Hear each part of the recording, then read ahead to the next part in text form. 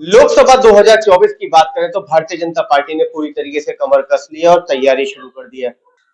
हमारे बीच में सुमित धनखड़ साहब हैं जो कि कबीर नगर वार्ड से मंडल अध्यक्ष हैं। इनसे बात कर लेते हैं। सुमित जी, कैसी तैयारी चल रही है? तैयारी जोरों शोरों से चल रही है। अभी हमारे ये मंडल का जो है हमने एक कार्यालय बना रखा है, आप देख रहे होंगे। कार्यालय पे तैयारी चल रही है, जोर शोर से वोट बनाई जा रही है हमारी। और 2024 में मोदी जी को बहुत भारी मतों से जिताकर भेजेंगे और दिल्ली में 7 सीटें हमारी। सुमित जी, अगर हम बात करें कबीर नगर वार्ड की, तो कबीर नगर वार्ड में जो वोट डिलीट हुए हैं, क्या वही वोट पुनः बनाए जा रहे हैं? डिलीट हुए हैं काफी वोट। ये एक सोची समझी साजिश थी और आप भी जानते हो इस बात को कि कितने वोट हमारे यहाँ पे डिलीट हुए थे। और वो वोटें पता हमें जब चली कि जब हम वोट डालने पहुंचे, आपको पता चला होगा एक कैंडिडेट था हमारा दिल्ली का निगम का, उसका वोट तक का डिलीट करा दिया। इतनी गंदी राजनीति कभी मैंने भविष्य में नहीं देखी जो इस बार देखने को मिल रही है। कबीर नगर वार्ड की बात करें तो लगभग कितने वोट हमारे डिलीट हुए? करीबन हमारे वोट जो डिलीट हुए थे, अलग अलग डाटा है, हर बूथ पर हमारी कम से कम कहीं पे 200, कहीं पे 250, कहीं पे 300, कुल ऐसे करके हमारी वोटें डिलीट हुई थी। तो कुल मिला के हजारों की संख्या में वोट, हजारों से भी ज्यादा। 4-5 हजार। हाँ, इतना कह सकते हो आप, क्योंकि पूरा डाटा हम कलेक्ट करने में लगे हुए हैं। होगा तो हम आपको बताएंगे, मगर लमसम हमारी कम से कम 3 से 4 हजार के वोट मुझे जो लगता है डिलीट हुई थी। तो ये सोची समझी साजिश थी कि किसी भी तरीके से भाजपा को नहीं आने देना। ये केजरीवाल की सोची समझी साजिश थी। उन्होंने ऊपर से दबाव बनाया, क्योंकि वोट डिलीट ऐसे नहीं होता है। अभी हमारे यहाँ पर क्या हुआ, जो एक्सपायर कर गया तो हम उनकी वोट डिलीट कराते हैं। बीएलओ ऐसे डिलीट नहीं कर सकता वोट। जब तक हम मृत्यु प्रमाण पत्र नहीं देंगे, जब तक बीएलओ की ताकत ही नहीं है वो डिलीट कर दे, तो जिससे बात ही नहीं हुई उसकी वोट डिलीट कैसे हुई? सुमित जी, ऐसे में सवाल ये खड़ा होता है, जो आप लोगों ने बूथ अध्यक्ष बना रखे, पन्ना प्रमुख बना रखे, क्या उनको भी जानकारी नहीं थी कि वोट डिलीट है? नहीं, उनको जानकारी तब होती ना जब हमारे पास लिस्ट आई, तो बहुत ज्यादा समय हो चुका था हमारे पास।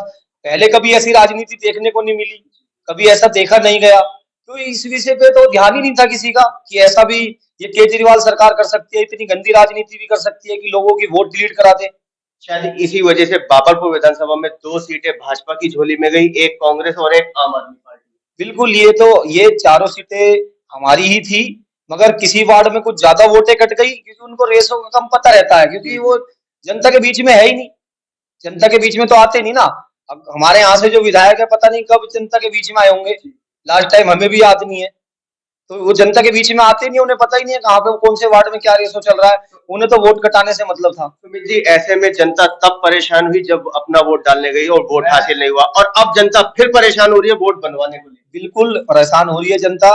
मैं उस टाइम पे 8 बूथ हमारे देख रहा था विजय पार्क के जो थे।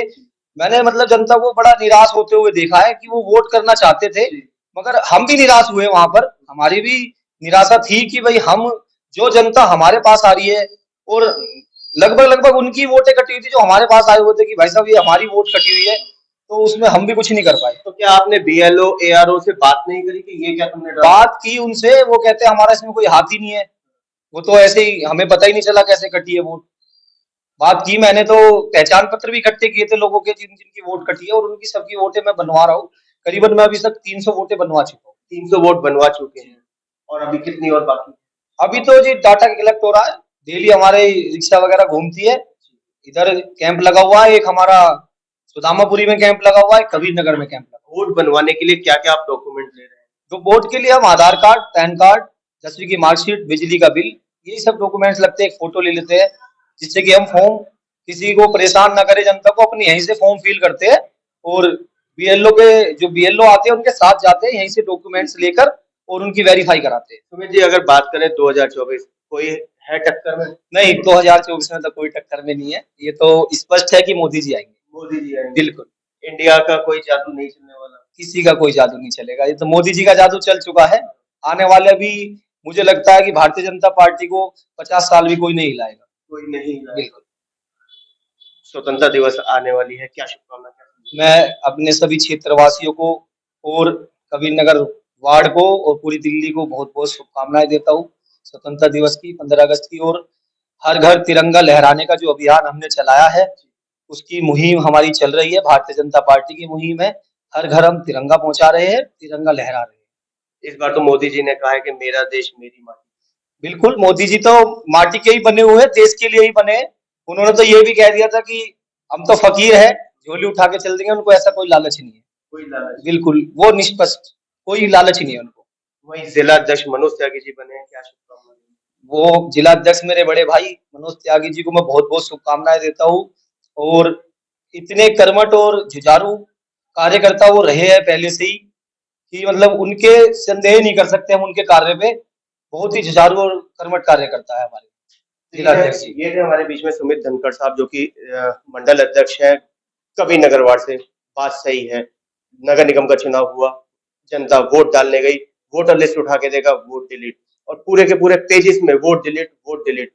सोची समझी साजिश थी, जनता तब भी परेशान थी, जनता आज भी परेशान है। बहरहाल स्वतंत्रता दिवस है, आजादी का पर्व है, चाइनीज मांझे का इस्तेमाल नहीं करना है, भारत टीवी भी अपील करता है। कैमरामैन पवन शर्मा के साथ राहुल शर्मा, भारत टीवी।